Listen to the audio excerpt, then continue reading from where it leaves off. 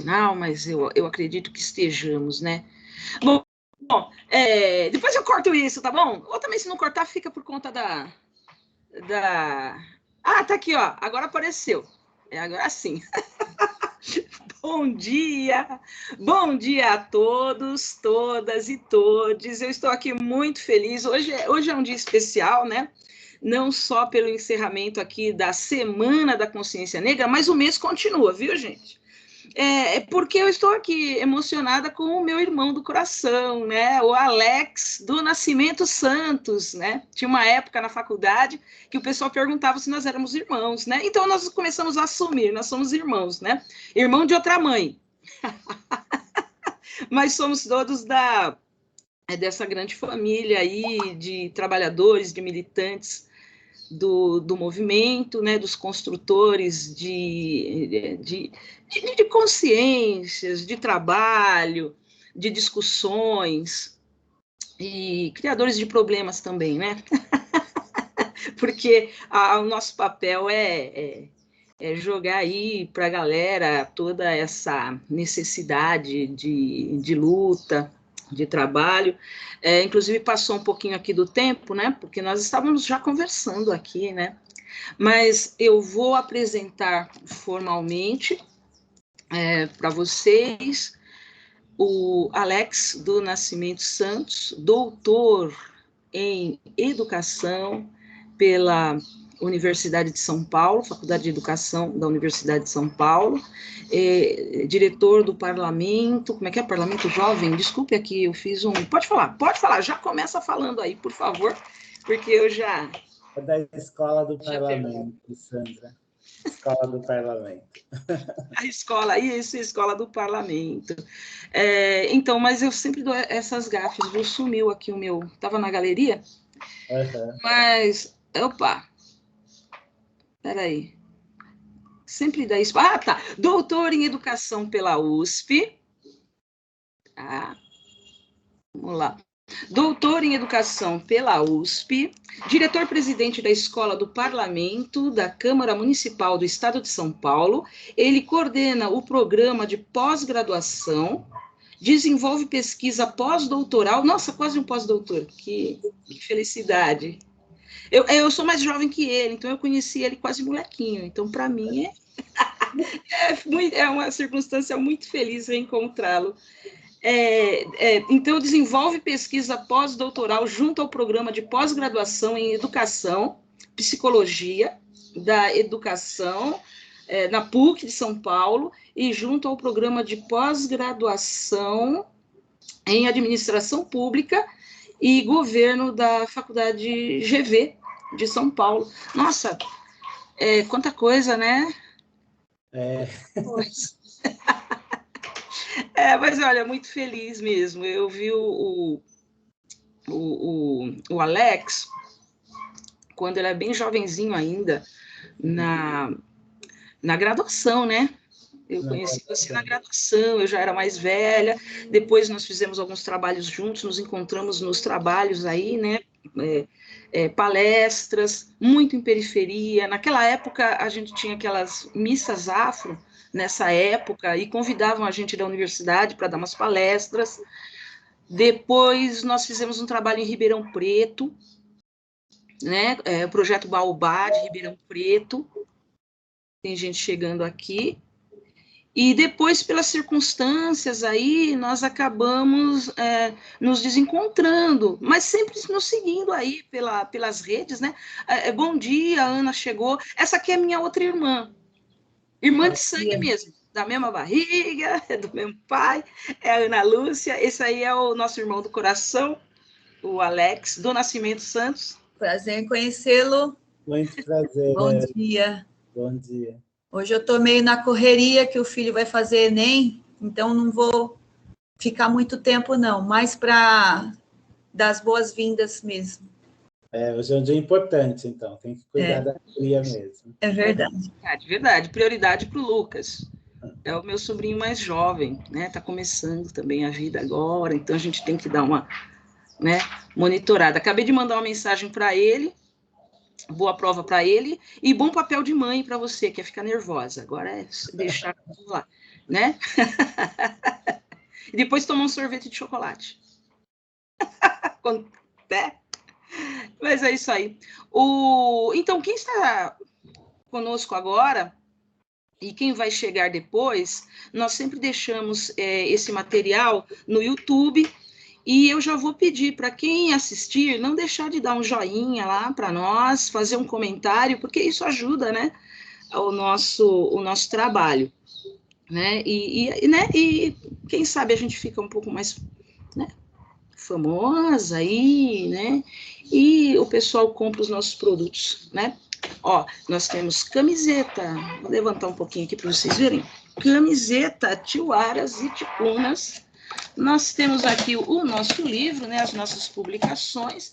Nós temos aqui as nossas canequinhas com frases e imagens de autores e autoras negros já em domínio público. Nós temos o nosso livrinho aqui, o último, né, que nós publicamos, Café Preto e Bolinho de Chuva. Eu gostaria até de oferecer aí, nós vamos combinar um dia, eu gostaria de oferecer um exemplar para você e gostaria depois da sua opinião, que para mim é muito importante. Agora, sem mais delongas, né, vamos ao que nós viemos, além de matar a saudade. Raça, gênero e classe na experiência incompleta da democracia brasileira com o doutor Alex do Nascimento Santos. É com você. Obrigado, querida Sandra. Também para mim é muito emocionante estar aqui nessa semana, mais emocionante ainda, porque a gente sabe que, apesar da luta ser uma luta que não tem pausa, né? A luta pela igualdade racial, mas nesse mês e nessa semana a gente sempre fica com uma sensação diferente, porque é uma reafirmação de um compromisso histórico, né? Assim, com uma série de personagens da nossa ancestralidade, e que a gente, quando fala em consciência, fala desse momento de reflexão, né, sobre essa história de tanto tempo e que ainda há tanto por fazer. Então, te encontrar nessa semana tem um gosto especial, né? Também faz muito sentido, quando a gente fala desse tempo que a gente se encontrou, né, lembrar que nossos passos vêm de longe, né, que a gente atualiza uma luta daqueles que vieram antes de nós, a gente faz o nosso papel na história e a gente acredita que a gente entrega também para as futuras gerações, né, a luta pela igualdade, a luta pela dignidade humana, que é o que nos une, né? E eu escolhi esse tema para a gente pensar juntos aqui sobre esse momento tão difícil que estamos vivendo no Brasil, que é uma crise institucional, política, sanitária, econômica, e que, mais uma vez, como ao longo da história brasileira tem sido, quem paga o preço mais alto nesses momentos de crise estrutural são as pessoas negras, são as pessoas pobres e são as mulheres. Então, é por isso que eu escolhi falar dessas três perspectivas de classe, raça e gênero, para discutir um pouco essa democracia incompleta, essa democracia inconclusa que o Brasil experimenta, né? O Brasil é um país com uma história muito autoritária, né? Com autoritarismos de longa duração, e a gente teve sustos democráticos, né? Momentos da história em que, por um período curto, a gente experimentou democracia, mas a longa duração da história brasileira é de regimes autoritários, é de regimes não democráticos, né? Por isso mesmo, a gente vive sempre uma democracia com muitos atropelos, uma democracia com muitos ainda por fazer, né? E eu gosto de uma música do Caetano que ele diz num verso que aqui tudo é construção e já é ruína, né? A gente vai tentando construir essa democracia, mas num ecossistema tão conflituoso, tão hostil, que essa construção da democracia dói, né? Ela é dolorosa, ela nos coloca em condição de muito sofrimento. Então, Por isso que eu escolhi falar sobre isso, e eu queria começar a minha reflexão trazendo aqui a ideia de que, de maneira, se a gente fosse pensar idealmente, a democracia é o regime em que todos são cidadãos, né? É um regime que pressupõe uma horizontalidade nessa condição fundamental da cidadania, que é alguém que pode gozar o conjunto de direitos que a democracia oferece e se responsabiliza, né, pelo conjunto de deveres na sustentação dessa democracia.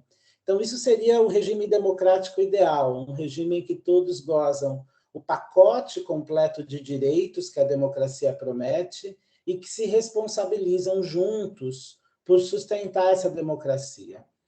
No caso brasileiro, né, assim como todos os países que passaram pelo processo colonial, a nossa democracia ela foi sendo construída com regimes de exclusão. Ela foi sendo construída negando, fechando a porta para determinados grupos sociais, né?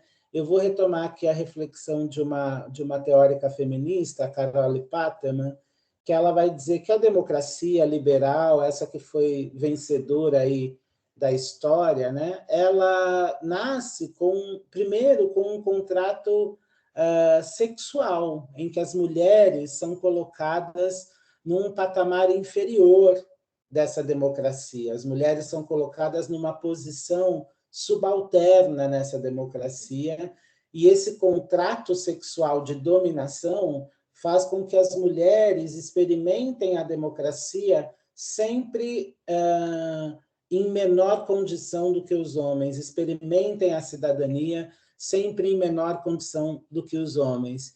E a Carole Paterman vai dizer que isto é assim porque a democracia foi forjada para gerar essa exclusão, né? O modo como a gente forjou a democracia já foi para gerar essa exclusão. E a outra face dessa questão, a gente vai ter o Charles Mills, que ele vai dizer que a democracia liberal também tem um contrato racial de dominação. E esse contrato racial de dominação, ele está organizado para produzir privilégios para a branquitude.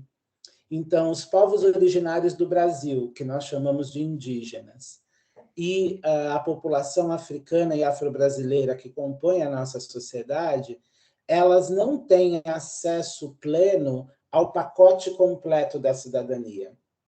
Nós desenhamos a nossa democracia, nós desenhamos o funcionamento das nossas instituições de modo que esses dois grupos raciais, né, os povos originários do Brasil e a população negra, ficassem sempre alguns passos atrás do que a população branca no exercício pleno da sua cidadania e, portanto, na sua participação completa na democracia.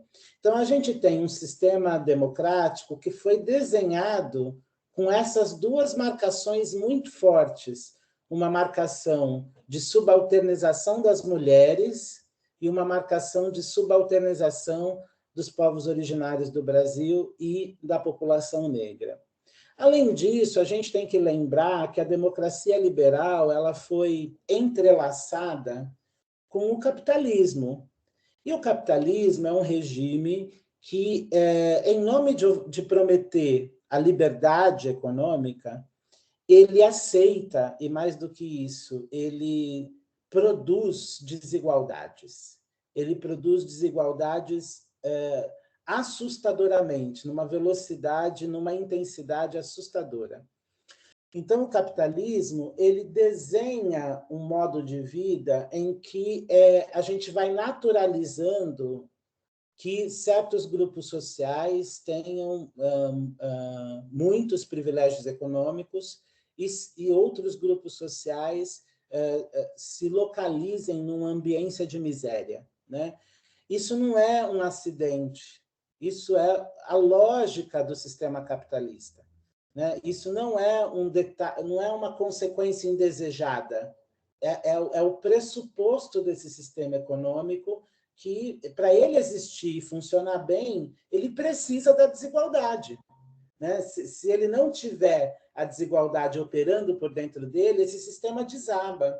Então, é por isso que a gente vai dizer que a democracia liberal brasileira, ela é um regime incompleto, porque ela não entregou a cidadania e a democracia que ela prometeu, mas é que ela foi desenhada para ser assim, ela foi desenhada para ser excludente do ponto de vista de classe, do ponto de vista racial e do ponto de vista de gênero. Então, a gente precisa entender isso para a gente compreender como é que se dão as lutas para transformar esse sistema. Porque quando esse sistema estabelece esses grupos sociais como grupos sociais subalternos, esses grupos sociais, eles não ficam passivos, né? Eles se organizam, eles se movimentam, eles fazem processos de resistência para desconstruir as amarras desse sistema. Se não fosse assim, a gente não teria avançado o tanto que a gente avançou em alguns dos aspectos dessa sociedade, né?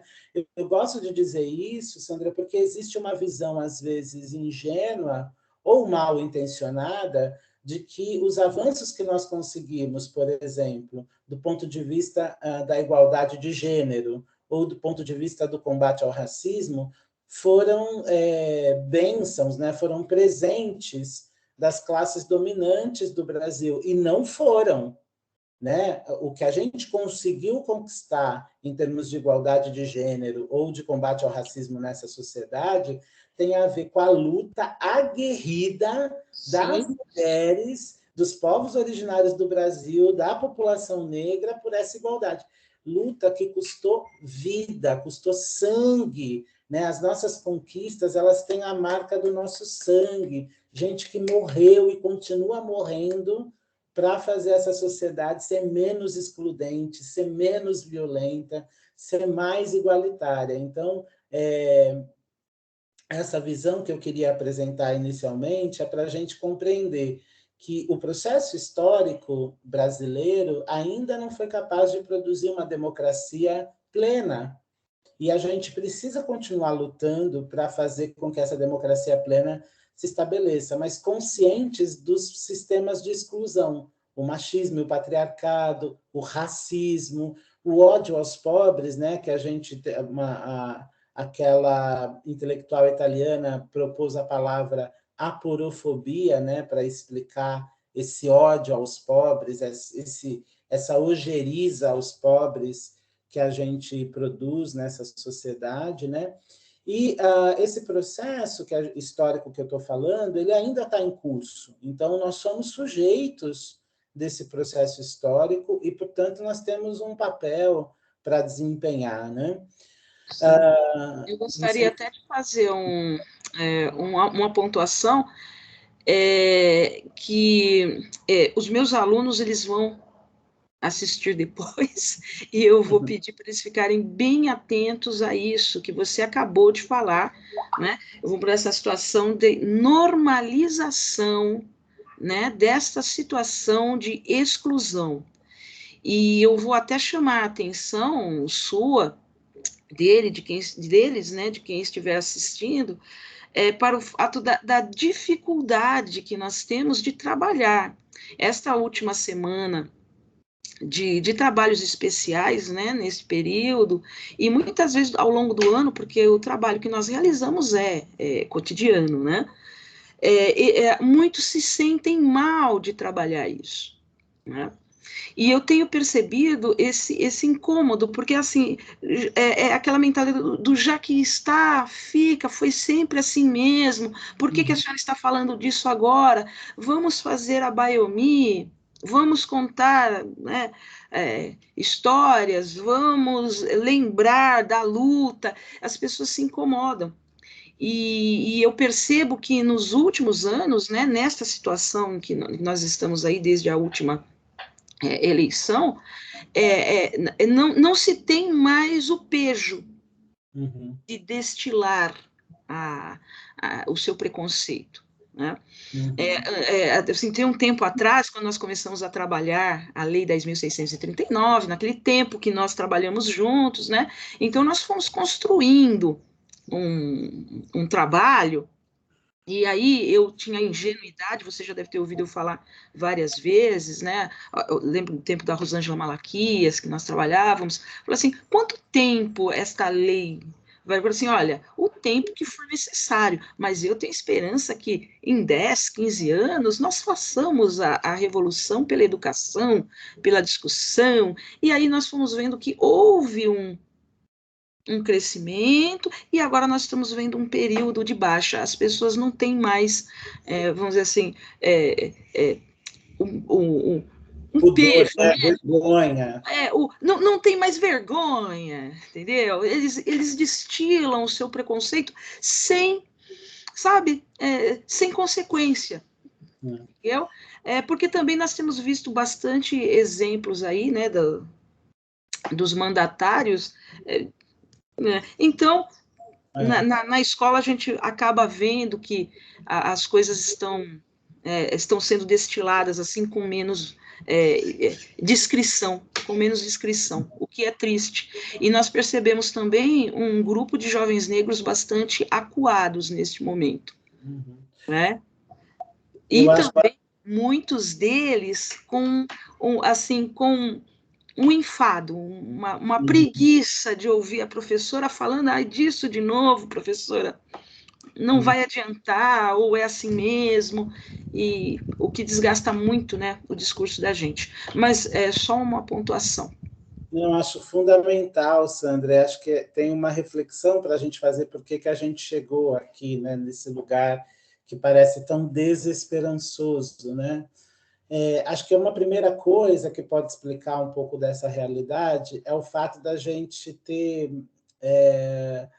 tocado em privilégios que eram considerados naturais, né? A gente, ao longo da história, foi acostumando, né, a sociedade brasileira a dizer que determinados lugares sociais eram de negros e outros lugares sociais eram de brancos, que determinados lugares sociais eram de homens e outros eram de mulheres.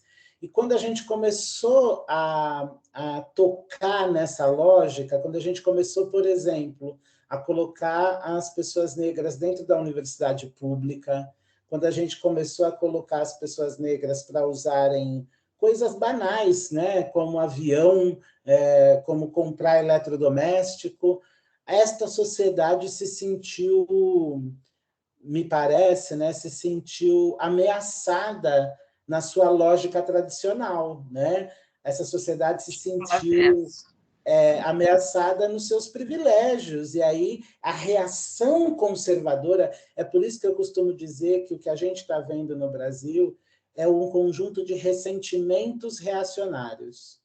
É gente que sentiu que os seus privilégios históricos estavam sendo arranhados assim, bem devagarzinho. De leve, não era nada revolucionário. Era que tal se a gente permitir que as pessoas negras entrem na universidade, né? Que tal? Né? E essas pessoas que estavam acostumadas a achar que esse lugar era delas e só delas, se sentiram agredidas, né, pela ideia de igualdade. E aí a reação vem com muito ressentimento, vem com muito ódio, né, vem com muita truculência. Então, acho que esse é um primeiro fator que explica por que a gente fez essa, digamos assim, essa curva para baixo. Porque aí as elites se juntaram para falar, não, vamos voltar ao que era antes, porque agora era assim, né? O que nós vemos também é muitas pessoas que foram beneficiadas, né, com essa trajetória.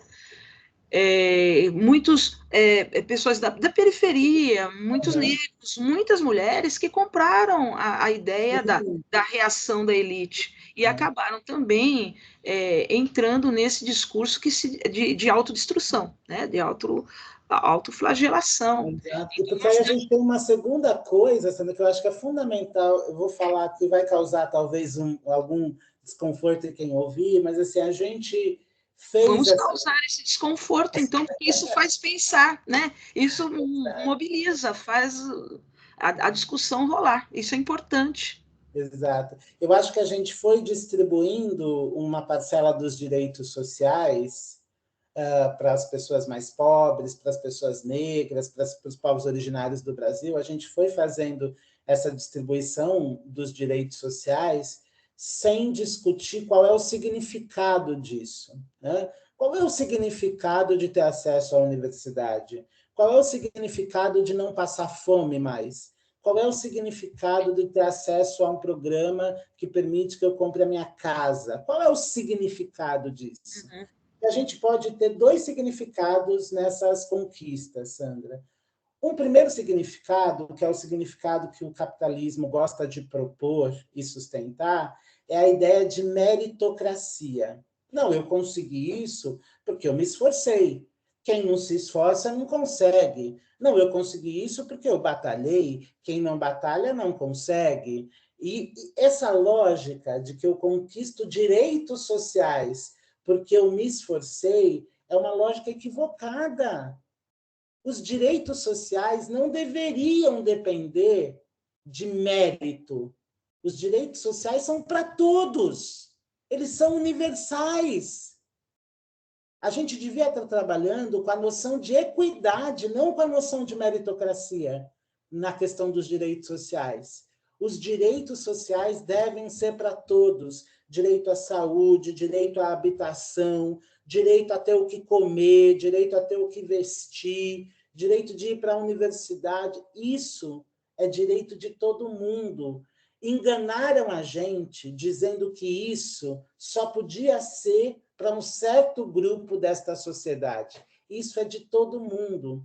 Então, quando a gente distribuiu esses direitos e não fez essa discussão, aquelas pessoas que estão nos grupos sociais excluídos, mas que tiveram acesso a esse direito, elas acabam construindo uma ideia de que elas tiveram acesso a esse direito só por mérito próprio, e não foi isso, gente. A gente colocou as pessoas negras na universidade, não foi só por mérito individual, foi por causa de uma luta histórica pela garantia de um direito. Isso a gente precisava ter feito a discussão e não fizemos. Ainda dá tempo de fazer, ainda dá tempo para a gente discutir isso e dizer o seguinte, olha só, determinados direitos sociais são para todo mundo. E enquanto não forem para todo mundo, a gente está numa sociedade torta, a gente está numa sociedade errada. Então, a gente precisa fazer essa conversa para que essas pessoas que fazem parte de grupos historicamente excluídos, os nossos meninos negros que estão na escola pública, as pessoas pobres que vivem nas periferias, as mulheres, para que eles compreendam e passem a se engajar numa luta que é histórica. Não é para resolver a minha vida. Sim. Né? Não é só para resolver a minha vida. Não basta só que eu entre na universidade. É preciso que qualquer menino ou menina que queira entrar na universidade tenha direito a entrar na universidade. Gente, a gente está vivendo o Enem da exclusão. O Enem que nós estamos vendo hoje é o Enem mais excludente que nós tivemos na história desse exame. O Enem deste ano deixou de fora, por várias razões, milhares de jovens pobres, milhares de jovens dos povos originários do Brasil, milhares de jovens negros, porque as condições em que o Enem foi proposto esse ano foram condições excludentes. Então, não adianta a gente fazer a luta pelo direito individual. A gente precisa fazer a luta pela redistribuição coletiva desses direitos sociais. E eu acho que o último fator, Sandra, é que a sociedade brasileira, a gente sempre tentou resolver os nossos problemas estruturais pelo consenso. Né? A gente sempre tentou não brigar na sociedade brasileira, vamos dizer assim. A gente sempre tentou fazer esse debate sem incomodar ninguém, mas não dá para desconstruir o racismo estrutural sem incomodar ninguém. Não dá para desconstruir o machismo estrutural sem incomodar ninguém. Não dá para a gente destruir o ódio aos pobres sem incomodar ninguém. Fazer essas discussões, lutar contra o racismo estrutural, contra o machismo estrutural, contra o ódio aos pobres, isso vai gerar conflitos nessa sociedade. Porque a gente está desacomodando determinados privilégios. Então, é incômodo, sim, para a sociedade brasileira discutir o racismo, porque ela está acostumada a funcionar numa lógica racista. É como se a gente dissesse, lembrando aquela fábula famosa, que o rei está nu. Assim, ninguém quer dizer que o rei está nu, mas ele está nu. Né? Então, assim, quando a gente diz a sociedade brasileira é racista, a gente está dizendo, gente, que todas as nossas instituições são racistas. A escola tem racismo, a igreja tem racismo, a família tem racismo, o judiciário tem racismo, o funcionamento do sistema policial tem racismo. Agora, e reconhecer isso é o primeiro passo para a gente juntos transformar isso. A gente primeiro precisa reconhecer a existência, a prevalência do racismo para poder transformar essa realidade. Se a gente ficar fingindo que ele não existe, se a gente ficar fingindo que o racismo é um mimimi das pessoas negras, ele vai ficar cada vez mais poderoso, porque é disso que se trata. O racismo se alimenta da sua negação. Se a gente continua negando o racismo, ele vai se tornando cada vez mais poderoso. A mesma coisa o machismo. O machismo, ele se alimenta da sua negação. Quanto mais a gente nega a existência do machismo na sociedade brasileira, mais forte ele se torna, mais ele nos captura, mais ele impede que a gente avance. Então, a gente precisa dizer, olha, existe racismo, e esse racismo funciona em diferentes instituições dessa sociedade, e nós estamos juntos desconstruí-lo. E a luta antirracista, Sandra, isso assim, eu tenho falado sempre que me convidam, não é uma luta das pessoas negras contra as pessoas brancas. Correto. Não é isso. A luta antirracista é a luta para a gente superar uma lógica que transforma essa sociedade numa sociedade de castas, em que um grupo tem acesso a privilégios e outro grupo vive numa condição de subhumanidade. O racismo faz isso. O racismo produz uma cisão na nossa sociedade. As pessoas não falam assim para mim, Alex, mas você não acha que quem fica lutando contra o racismo fica criando divisões na sociedade? Não, não. Quem cria divisões é o racismo. A gente está lutando contra as divisões dessa sociedade. Eu digo sempre, Sandra, superar o racismo será bom não só para as pessoas negras. Superar o racismo será bom para a sociedade brasileira. A sociedade brasileira vai ganhar muito com a superação do racismo. Porque o racismo faz com que a gente desperdice talentos, um conjunto de conhecimentos dos povos africanos que vieram para cá, faz com que a gente despreze o valor da diversidade. A diversidade é um valor do século XXI. Todo mundo está dizendo isso, que a diversidade é um celeiro de potência para as nações. Se a gente apostar na diversidade, a gente avança numa velocidade muito maior, mas o Brasil tem raiva da sua diversidade. O Brasil quer destruir a sua diversidade. Sandra, quando a gente produz o tanto de mortes de jovens negros das periferias que a gente produz, é porque o Brasil quer eliminar essa juventude. Eu não consigo achar outro nome, né? E é isso, eu sinto que a sociedade brasileira ela vive uma contradição, né? Ela precisa dos braços, das pernas, da força de trabalho pesada dos jovens negros, mas ela gosta de eliminar os jovens negros. Então, é sempre uma relação... eu quero eliminar, mas eu preciso explorar. Então, a gente vai mantendo esse jovem negro numa condição, especialmente os meninos negros, né? Numa condição muito, muito dolorosa, né? Eles servem para ser explorados, mas só para isso. Nada mais do que a exploração cotidiana desses corpos, né? Então, eu queria posicionar isso, que a gente precisa juntos reconstruir essa democracia sob outras bases, né? E acho que você lembra uma coisa importante, a educação é fundamental nisso, né?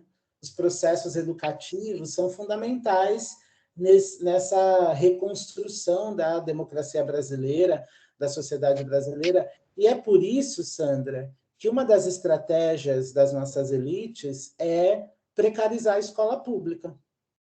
Uhum. Gente, mas eu estou te ouvindo aqui, assim, estou pontuando várias coisas, anotando aqui, mas, gente, você disse tudo, é uma aula que você dá, eu até não vou interromper, não, continua aí, apenas, né, agradecendo aqui as presenças, entraram mais 2 amigos, o Jorge Nascimento também, como nós, o Jorge, e a Adriana Barata, colega lá da escola, que fez também um trabalho bem legal conosco agora nessa semana e que continua também realizando um trabalho com o Grêmio Estudantil e favorecendo também toda essa discussão, né?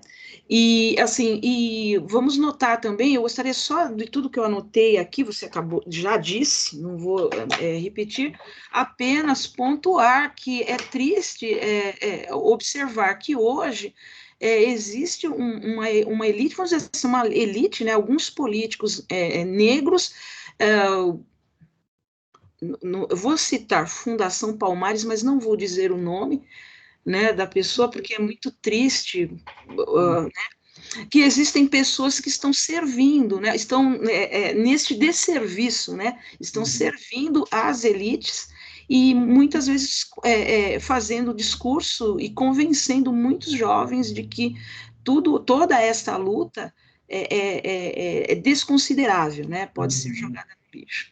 Eu não vou citar o nome, porque eu tenho um carinho muito grande pelo nome e família Camargo. Camargo, para mim, é o professor Oswaldo, que me acolheu, que trabalhou comigo nos tempos de Universidade de São Paulo, foi meu professor em várias ocasiões, né? E fomos co-palestrantes também em várias oportunidades, e que, com certeza, não foi esse o exemplo, né, que foi dado em casa. Mas é isso, e, infelizmente nós estamos nessa situação. Eu gostaria de saber se o Jorge gostaria de pontuar, a Ana está na correria com o Lucas, né, se não puder, de boa, e convidamos também a Adriana para se manifestar, se não, continuamos ouvindo o Alexandro do Nascimento Santos, que está num crescendo muito bom. Fique à vontade. Bom, Jorge e Adriana, se vocês quiserem, vocês podem me interromper, viu? Eu estou aqui, mas a gente vai conversando. Mas eu acho, Sandra, que só aproveitando que você abriu o parêntese, né, também quero dizer que Oswaldo de Camargo é um nome de respeito na história da luta contra o racismo no Brasil. E assim, ele fez um lançamento de um livro há um tempo atrás aqui perto de casa, e eu fiquei pensando, né, desses homens e mulheres que entregaram e continuam entregando suas vidas, seu conhecimento em nome desta causa, né? O quanto esse país é ingrato. Mas vamos lá. Eu estava dizendo que a questão da escola pública ela é fundamental para a gente entender essa arquitetura de destruição, porque é isso que eu acho, gente, o racismo estrutural, o machismo estrutural e o ódio aos pobres, eles são 3 pilares de uma arquitetura de destruição da sociedade brasileira, né? E aí a gente precisa derrubar esses pilares, porque senão a gente não consegue reinventar essa sociedade. E a escola, sobretudo a escola pública, é um espaço central dessa disputa, porque a escola pública, primeiro, ela atende mais de 82% da população brasileira, né? Então, o grosso da população brasileira está na escola pública. Nesta escola pública, a prevalência das pessoas negras é nítida. A prevalência dos pobres, por óbvio, também é nítida. Então, a escola pública é um espaço de formação para a cidadania em que a gente tem que disputar as mentes e os corações das nossas crianças, adolescentes, dos nossos jovens e das suas famílias, para que eles possam entender que essa sociedade funciona para gerar miséria e que nós precisamos juntos desconstruir essa lógica, né? Então, a escola pública é um espaço importante, e é justamente por isso que as nossas elites fazem um pacto para destruir a escola pública, para precarizar a escola pública. Elites não, eu vou trocar o nome, viu, Sandra? Porque o Gessé de Souza faz uma distinção interessante, né? Porque ele vai dizer que as elites têm projeto de país, as elites têm aspirações intelectuais, mas, no caso brasileiro, talvez o que a gente tenha sejam classes endinheiradas, sem projeto de país, sem apreço à cultura, sem apreço e, portanto, também com vontade destruidora, né? Então, as classes endinheiradas do Brasil atacam a escola pública e os serviços públicos como um todo, porque esses espaços são espaços que podem gerar transformações na vida individual das pessoas, mas também transformações no funcionamento coletivo da sociedade. Então, a gente precariza a escola pública para que ela não funcione na sua máxima potência. Porque o dia que a escola pública funcionar na máxima potência, essa sociedade não fica de pé como ela está. O dia que a escola pública puder realizar o trabalho que ela foi desenhada para realizar, né, um espaço de emancipação, um espaço de formação para a cidadania, um espaço de acolhimento, de inclusão, né, das pessoas nessa sociedade, o dia que a escola pública conseguir realizar o seu trabalho, essa sociedade muda radicalmente.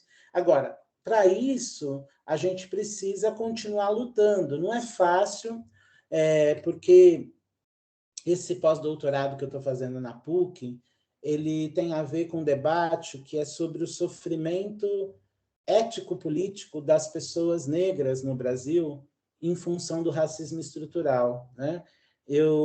Especialmente quando elas vão ocupando alguns espaços que historicamente não são para elas. Então, eu estou discutindo o sofrimento ético-político de mulheres negras que chegam na pós-graduação, né?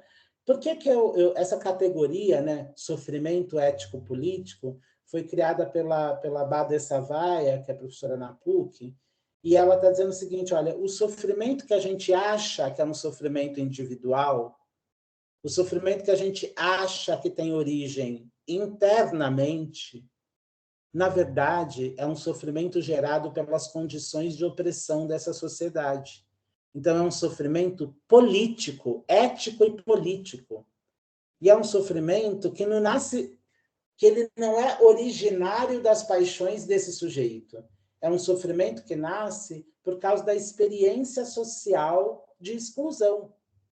Então, o fato de eu viver experiências sociais de exclusão produz dentro de mim um conjunto de sofrimentos, produz dentro de mim uma vulnerabilização, né? Então, eu estou dizendo o seguinte, além da população negra e pobre desse país viver um sofrimento, viver condições objetivas de vulnerabilidade, também vive um sofrimento que é subjetivo, né? Não à toa, e nós sabemos disso, né, Sandra? Não à toa, os índices de adoecimento mental na população negra são infinitamente superiores do que os índices de adoecimento mental em pessoas brancas. Não por acaso, os nossos gênios, né, quando chegam nessa fronteira, se perdem, né? Se a gente pegar Arthur Bispo do Rosário, gente, aquele homem, o sofrimento ético-político que ele viveu foi tão profundo que, de fato, você tem que dissociar a mente, né? Você se perde no sofrimento mental. Então, é preciso que a gente lembre disso, porque a gente também fica exigindo das pessoas negras que elas sejam fortes, que elas sejam resilientes, que elas enfrentem todos os dias o racismo. Poxa, mas isso custa. Isso custa muito. Custa a nossa saúde física, custa a nossa saúde mental, custa as nossas emoções, né? Acho que o Jorge quer falar um pouquinho. Mas... Isso, o Jorge levantou a mão. Pode concluir, o Jorge entra já na sequência. Assim, na tese da Sueli Carneiro, ela diz o seguinte, que para nós, pessoas negras no Brasil, nós somos proibidos de ser humano. Nós podemos, no Brasil, pessoas negras, a gente pode ser subhumano ou super-humano. A gente não pode ser humano no Brasil. Então, as pessoas negras, elas vivem ou o sofrimento de serem sub-humanos, ou o sofrimento de serem super-humanos. E Sueli diz, né, eu só quero ser humano, gente. Eu só quero ser gente. O básico nós queremos. Jorge, por favor, pode falar. Bem-vindo. Olá, bom dia a todos. Prazer, né, poder estar conversando com vocês. Me permitem, a minha colocação somos um movimento negro, cada um dentro do espaço racial, né, Sua voz está cortando um pouco, Jorge. porque eu acho que a conexão não é tão boa, né? Estou com a conexão do próprio celular, melhorou um pouco. Continue. Tá. E, então, por exemplo, a gente vem trabalhando bastante em relação à representatividade, porque como nós sabemos que esse racismo rural é extremamente forte e pesado, e nós viemos também trabalhando em relação à representatividade nesse espaço, e aí o que aconteceu? Nós temos essa estrutura de governo, meramente autoritário, e dentro dos espaços, né, conquistados pela dura luta, a representatividade da cor de pele, seja o seu Camargo lá na Fundação, seja o seu Velho Negrão lá na Câmara dos Deputados Federais, e assim sucessivamente. E, para mim, Capitão do Mato, eu acho que é uma representação grande, só vai mudando a cara, né? Porque nós temos o Capitão do Mato lá no início da colonização do Brasil, e isso vai mudando a cara e vamos caminhando até aqui. Em relação a isso, eu queria perguntar para o professor qual seria o caminho para que a gente montasse para outro lado. Se isso não fosse que essa representatividade, que a gente sabe, nós, movimentos, nós sabemos quando a gente fala representatividade, o que a gente quer, qual o objetivo onde nós queremos chegar. Porém, como que a gente pode fazer para essa representatividade transpassar a questão de pele? Que é a volta no teu exemplo, né? Olha, temos lá, temos o Hélio Negrão, temos o Camargo, temos o Carlos, fazendo isso que estão fazendo até hoje. Era nesse sentido. Uhum. Ótima pergunta, Jorge. Primeiro, eu acho que reconhecer, né, isso que você falou, que a questão da representatividade ela é uma questão contraditória, né? A Nancy Fraser, que é uma teórica feminista, ela vai dizer que os movimentos que se organizam em torno de identidades podem cair nessa cilada de pegar o traço identitário e achar que ele resolve tudo. Por exemplo, como você disse, a cor de pele, né? Esse traço identitário, ele é só uma parte da construção histórica da luta contra o racismo. Se a gente ficar organizado a partir desse traço, cor de pele, a gente pode se perder. Então, essa discussão sobre o pertencimento racial da população negra no Brasil, ela tem que superar essa discussão que é exclusivamente identitária. Qual o caminho para isso? Eu gosto de pensar em como é que a gente vinha fazendo esse debate antes da gente entrar nesse momento triste da nossa história que a gente entrou pós-2016, né? Como é que a gente vinha fazendo antes? Qual que é a história que o movimento social negro no Brasil vinha construindo? A gente vinha discutindo junto a questão da representatividade, do reconhecimento e da redistribuição, que para Nancy Fraser são as 3 dimensões da justiça social. Uma sociedade justa, ela consegue oferecer para todos os grupos representatividade, reconhecimento e redistribuição. Se a gente fica só com um desses 3 pedaços, vai dar errado, né? Então, quando a gente fala de representatividade, é só uma das dimensões da justiça. A gente precisa ainda operar com a dimensão reconhecimento e com a dimensão redistribuição. Quando a gente fala em reconhecimento, a gente está falando da gente conseguir produzir leis, normas, processos sociais em que esses grupos que são excluídos, como nós, população negra, possam ser colocados em condição de igualdade de cidadania frente aos outros grupos sociais. Então, isso são dinâmicas de reconhecimento. Por exemplo, a Lei 10.639. A Lei 10.639, né, de História e Cultura Africana e Afro-Brasileira, é uma política de reconhecimento da história, da presença, da atuação desses povos ao longo da história do Brasil. E a gente tem que ter ações de redistribuição. Então, ações que pegam direitos sociais que estavam sendo vistos como privilégios de um grupo e propõem, por exemplo, as ações afirmativas, cotas no ensino superior. Quando você me pergunta qual o caminho é a gente sempre questionar lideranças que falam só de representatividade.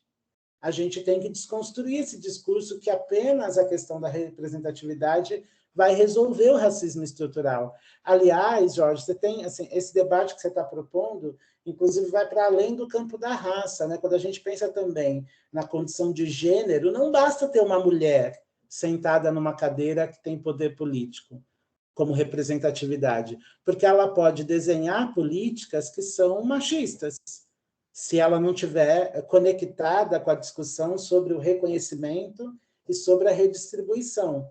Então, o nosso papel é debater com a sociedade que nós não queremos só a representatividade. Nós queremos representatividade, reconhecimento e redistribuição. E nós precisamos, Jorge, urgentemente, fortalecer o nosso trabalho de formação de base, viu? Porque eu vejo que esse discurso da representatividade, ele chega no coração e na mente dos nossos jovens muito rápido. Já o debate sobre redistribuição e reconhecimento, ele não chega. Então, os nossos jovens acabam se identificando com pessoas negras, mas pessoas negras que têm uma visão social que não é pela luta contra as desigualdades, né? Então, como é que a gente arruma isso? A formação de base é fundamental. E eu falo isso assim com bastante preocupação, porque eu tenho visto o aumento da presença de pessoas negras na política, por exemplo. Eu tenho percebido, né? Aqui na Câmara Municipal de São Paulo, a gente elegeu mais pessoas negras, mais mulheres. A gente também tem eleito mais pessoas negras na Assembleia Legislativa, no Congresso Nacional. Só que a gente precisa entender que não basta a representatividade, nós temos que discutir reconhecimento e redistribuição. E o movimento social negro no Brasil tem uma agenda forte para isso. A nossa questão é que a gente também viveu uma espécie de luto, porque até 2016, com todos os problemas, eu vejo muitos problemas nos governos Lula-Dilma, mas com todos os problemas que a gente viveu naquele tempo, a gente conseguiu ocupar um espaço na agenda de políticas públicas. A gente conseguiu fazer com que o Estado brasileiro, com muita luta, sempre brigando muito, mas desse alguns passos em termos de políticas de igualdade de gênero e políticas de igualdade racial. Mas quando aconteceu o golpe / impeachment, quem está assistindo escolha a palavra que melhor gostar, a gente também, quando fez aquilo, a gente também, digamos assim, derrubou um pilar importante que estava sendo construído por dentro do Estado. Então, os movimentos sociais negros viveram um tempo de luto, né? De pensar assim, puxa, depois de tanto tempo, a gente, né, de novo vai entrar num governo de viés autoritário, e a gente precisa se reorganizar, e a gente perdeu alguns espaços na sociedade, né? Eu vejo o crescimento das igrejas neopentecostais. A gente precisa entender o que é isso, porque nas igrejas neopentecostais, a maior parte das pessoas que ali congregam são pessoas negras. O que nós, movimento social negro, temos para conversar com essas pessoas que estão dentro de igrejas neopentecostais e que, portanto, estão conectadas a uma outra visão de mundo, a uma outra concepção do que é ser pessoa? O que nós, movimento social negro, temos para dizer para essas pessoas? Porque a nossa história está mais próxima às religiões de matriz afro e a um certo catolicismo inclusivo, né? que que permitia as nossas transações ali por dentro. Mas a gente não tem, né? Eu acho que o movimento negro precisa aprender, por exemplo, como é que ele dialoga com esse grupo, né? A gente precisa aprender como é que a gente dialoga com uma sociedade que foi convencida de que ela é muito violenta e que a segurança pública, então, também tem que ser muito violenta. Como é que a gente explica para as pessoas que vivem violência, né? As pessoas que são vitimadas pela violência, como é que a gente explica para elas que o sistema policial brasileiro é racista? Elas não querem ouvir críticas à polícia, porque elas viveram situações de violência, foram convencidas de que a sociedade é muito violenta e de que, portanto, essa instituição policial deve ser defendida. Eu também acho, só que eu quero discutir como é que a gente tira o racismo de dentro da instituição policial. Eu quero que os policiais continuem trabalhando, fazendo seu trabalho, mas eu não quero que eles sigam orientados por uma visão racista da sociedade, né? Então, é um momento, Jorge, que nós, do movimento negro, precisamos fazer essa reflexão. Como é que a gente dialoga com aqueles que, em princípio, não concordam conosco? Porque dialogar com quem a gente já convenceu não vai nos levar mais adiante. A gente precisa dialogar com quem ainda não está convencido que o racismo existe, com quem ainda não está convencido que o racismo gera impactos todos os dias na vida das pessoas negras, para que a gente possa reverter essa representatividade esquisita, nessa representatividade que serve muito mais para nos destruir do que para nos proteger. Porque isso também é da lógica do sistema capitalista, viu, gente? Cooptar alguém que vem de um grupo social desfavorecido, para que esse sujeito seja, digamos assim, uma espécie de autorização para políticas genocidas, isso o sistema capitalista sempre fez, né?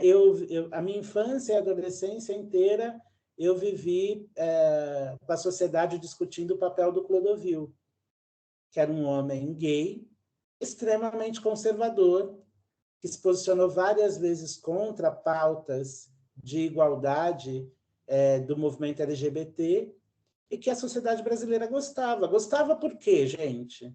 Porque ela tinha alguém de um grupo social excluído defendendo a pauta de quem excluía. Essa lógica que o Jorge falou aqui do capitão do mato, né? Alguém que vem de um lugar de opressão, né? Que passa por situações de opressão, mas que é cooptado a operar para defender políticas que geram opressão. Então, o que a gente tem que cuidar é de formação de base e fazer essa reflexão como movimento, né? Como é que a gente dialoga para além daqueles que a gente já convenceu.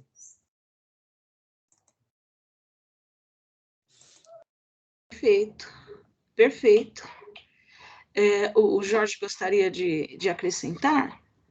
Ele escreveu: concordo, há necessidade urgente de repensarmos nossos objetivos como um movimento, sim, e vai ser um trabalho árduo, né? Agora, nessa retomada, né, no pós-tudo, né, pós-Covid, 2022, nós temos aí as eleições, como é que nós vamos catar os caquinhos aí dessa sociedade, né, que está à deriva. Eu ouvi uma expressão aí, umas semanas atrás, né, a pandemia, vamos mexer aí, reorganizar a sociedade após a pandemia e o pandemônio político, né, em que nós estamos. Mas é uma tarefa para nós da educação, né, para nós da segurança. Eu digo nós porque a Ana seria uma voz importante aí para falar, porque ela é da segurança, né? Uhum. Nós estivemos aqui com outros convidados também, que são da segurança, que poderiam entrar nessa discussão e falar com mais propriedade. Eu vou falar da educação. Nós precisamos realmente fazer um trabalho bastante árduo. eu acho que um movimento de chamar a população que está no nosso entorno, que é da periferia. Nós estamos numa escola pública, num local mais central, né? A Adriana está aí, pode confirmar. Nós estamos ali no centro do Tatuapé. Nós recebemos a população ali do entorno, que vamos dizer assim, é mais privilegiada, e temos uma população de passagem, né? O pessoal que vem lá da Zona Leste, pegando o fluxo, as famílias deixam, né, vão trabalhar, deixam as crianças ali no metrô e seguem o seu trabalho e elas buscam, né, no final da tarde, retornam para suas casas. Nós temos que abrir um diálogo, né, entre esses dois grupos.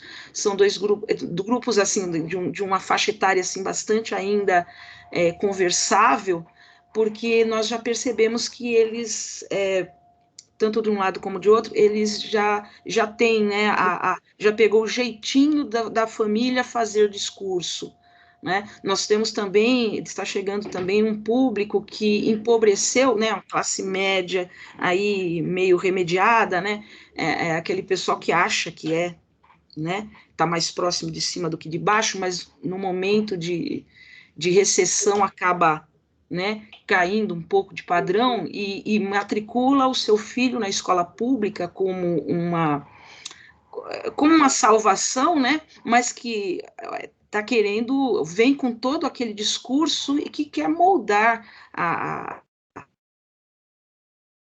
sua, essa semana, se a Adriana quiser entrar, eu recebi muita contestação, né, de jovem, assim, vamos fazer a Biomi?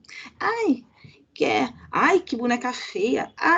Isso depois nós fazemos um discurso sobre a questão da representatividade e tal, a bonequinha negra, assim, bonequinha voodoo. A minha mãe não deixa eu pôr a mão nisso.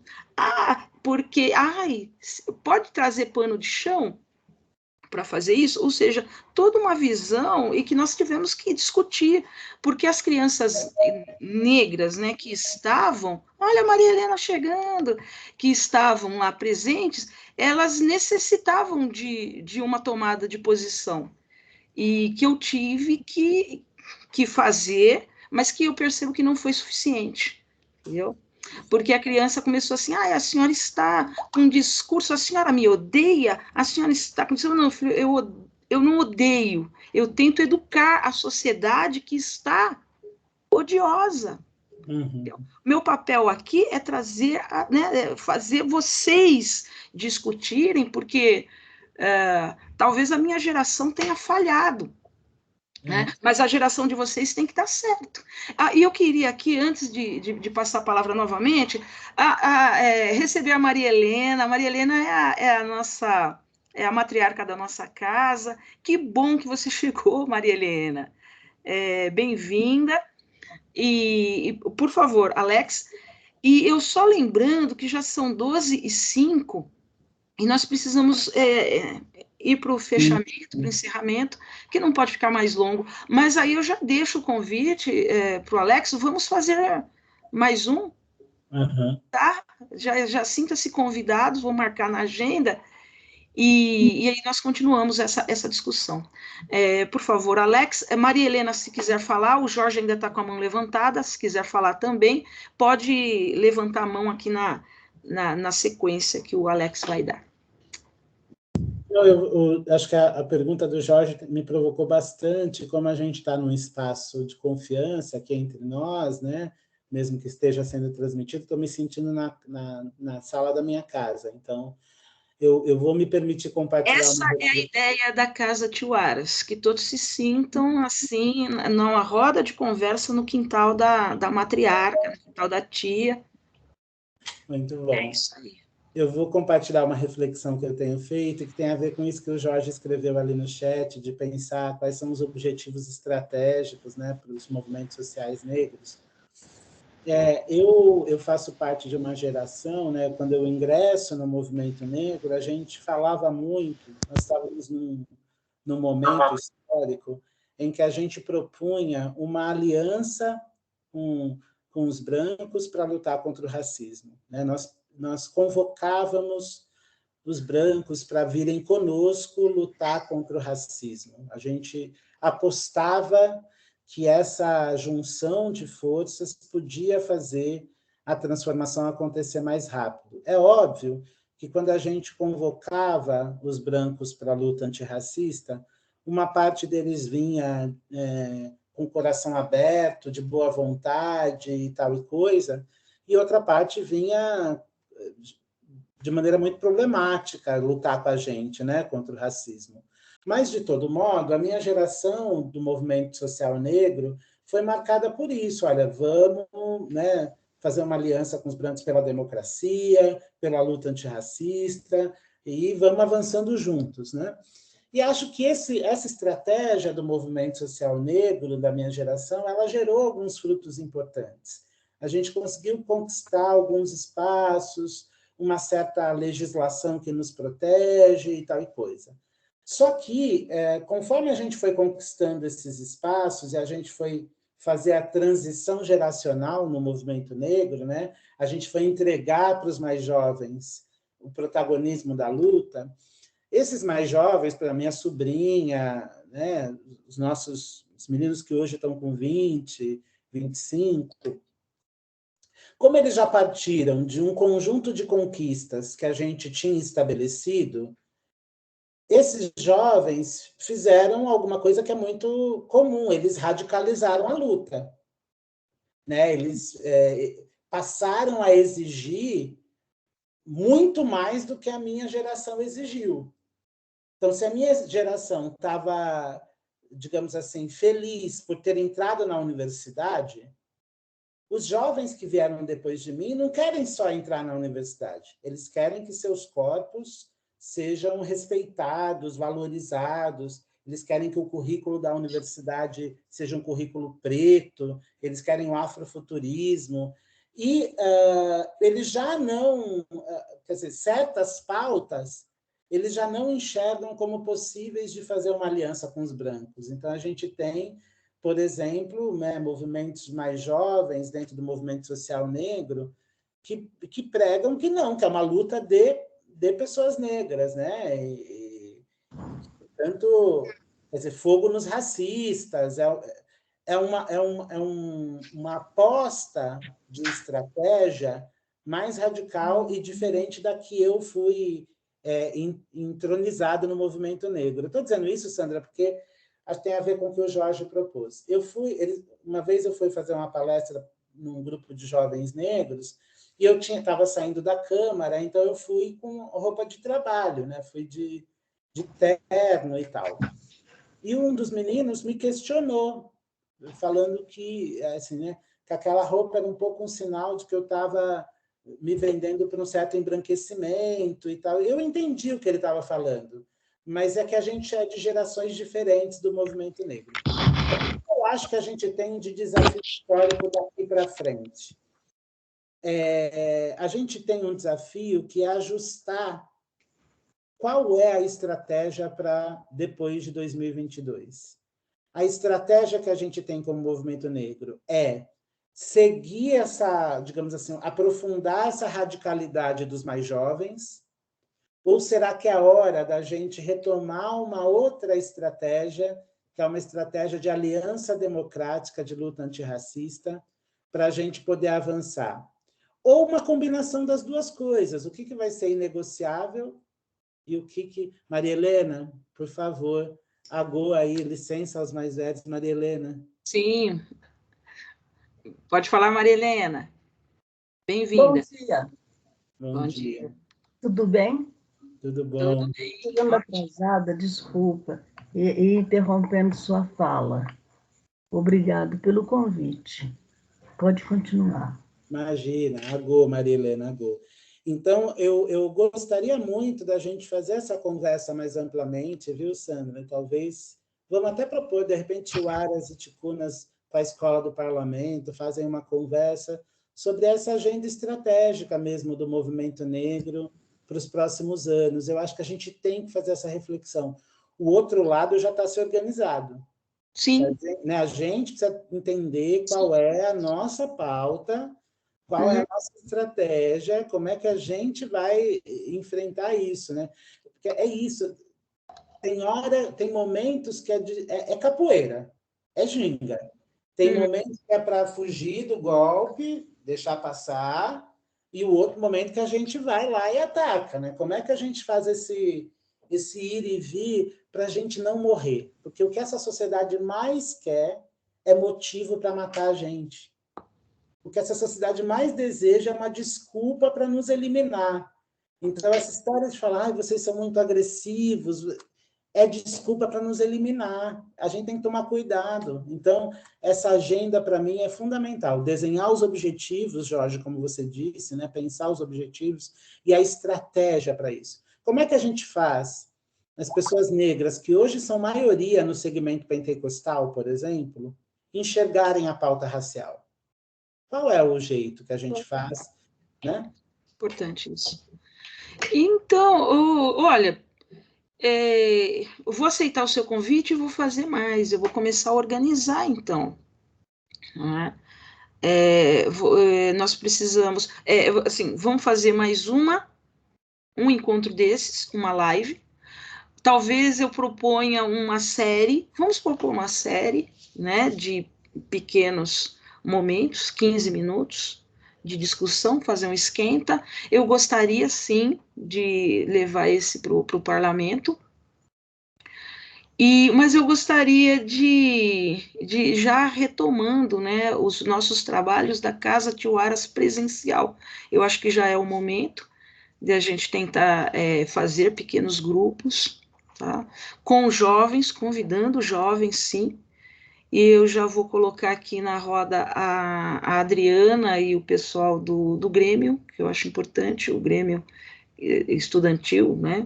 Não só da escola onde nós estamos agora, mas de outras escolas.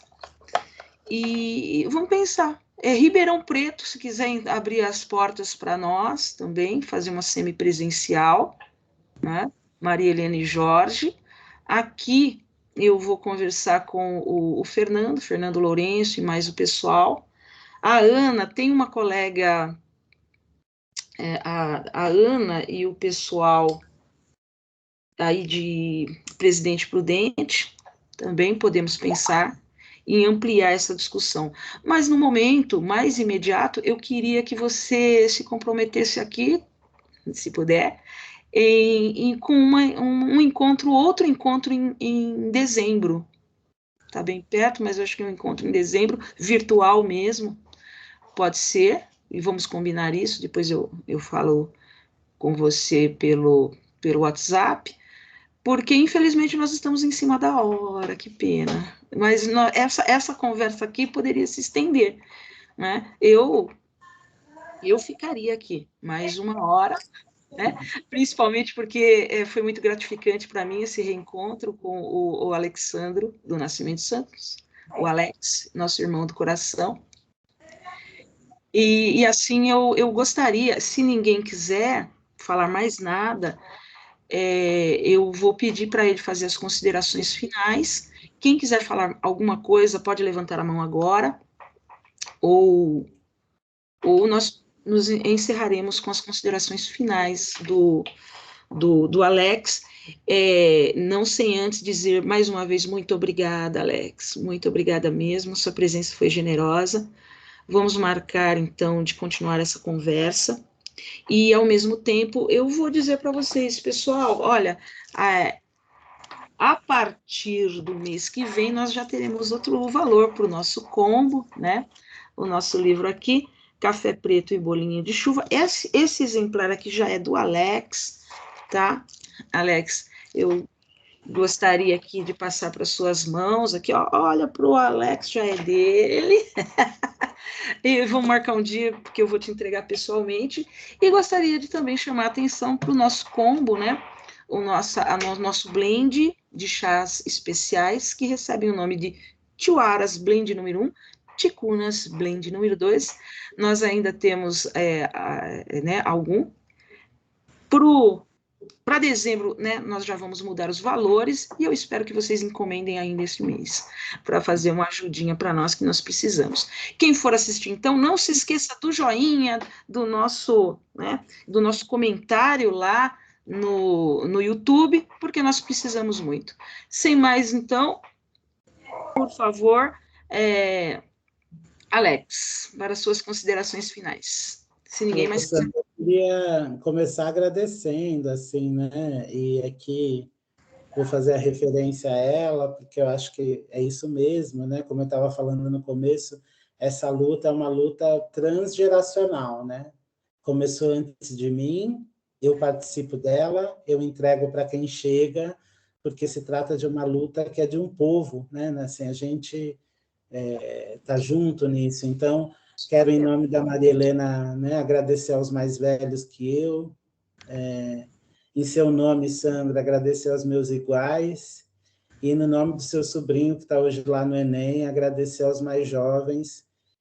Agradecer, porque agradecer é reconhecer a presença, a graça do outro, né? Assim, a bênção do outro. Então, apesar da gente viver nesse país racista, que nos elimina, que nos adoece, a graça de poder ter gente do meu lado, né? Assim, e saber que viemos de África em porões de navios negreiros, sobrevivemos a atravessar o Atlântico e estamos aqui sobrevivendo há mais de 500 anos nessa terra. Então, agradecer, agradecer, agradecer.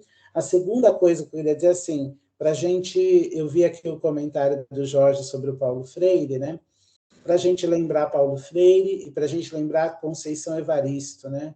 As vozes das mulheres deste povo que foram costurando a luta antirracista e que vão seguir ecoando, né?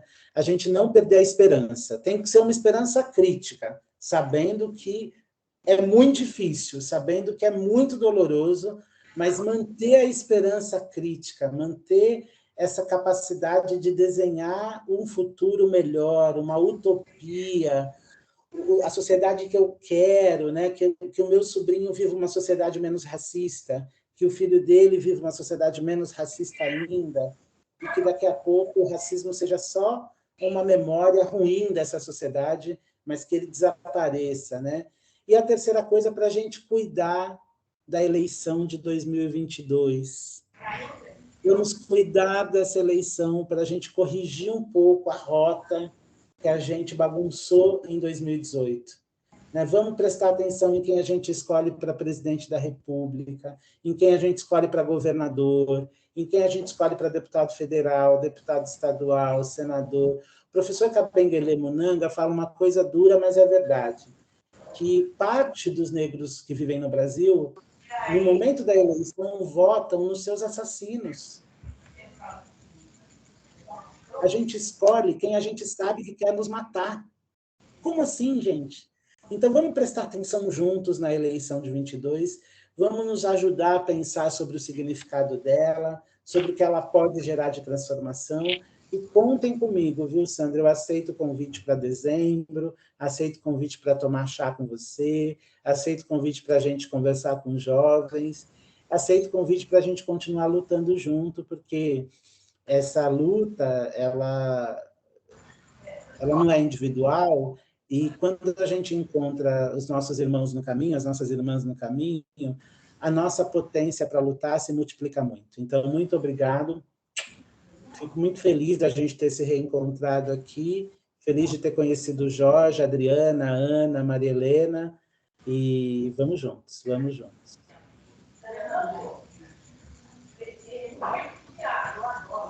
Vai lá, gente. Até a próxima.